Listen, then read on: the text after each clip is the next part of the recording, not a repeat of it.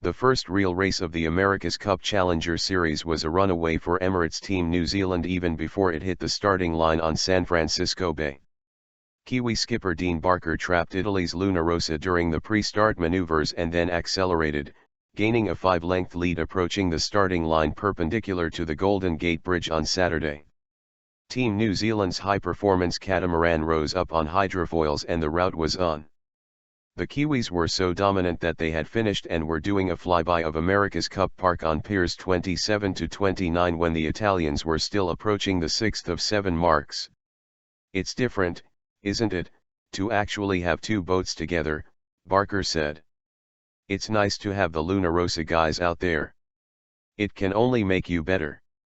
It was the first time in 4 races that 2 wing-sailed AC-72 catamarans were on the course at the same time. Boycott. Italy boycotted Sunday's opening race while awaiting an international jury's decision in a rules spat. Team New Zealand sailed around alone to collect a point. The Kiwis did the same thing on Tuesday, and the Italians on Thursday, when their scheduled opponent was Artemis Racing.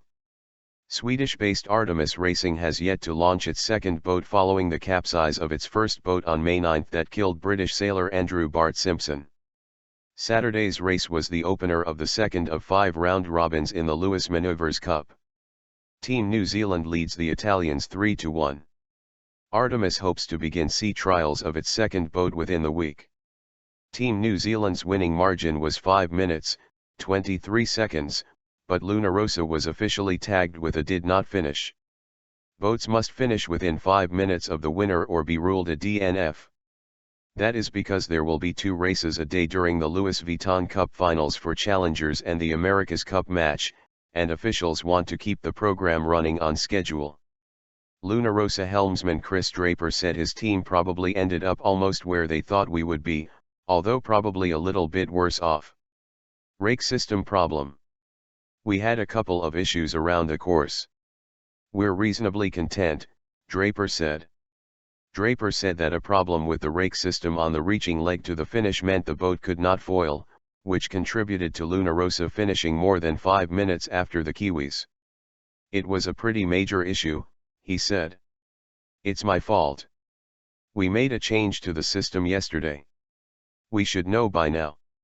We've been at this sport long enough that you shouldn't change things the day before a huge race, but we haven't got a huge amount of time and we've got to keep pushing and got to keep trying stuff all the time." Team New Zealand has shown remarkable speed, not to mention savvy by Barker.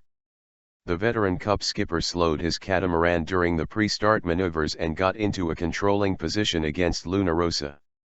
The Italians tried to duck behind the Kiwis but they failed to manage it, leaving them trapped to windward. The boats were still a few hundred meters from the starting line when the gun sounded, but Barker and the Kiwis were in great shape. Italy also was hit with a penalty for sailing into the course boundary, forcing it to slow down and fall farther behind. The winner of the Louis Vuitton Cup will face defending champion Oracle Team USA in the 34th America's Cup starting on September 7.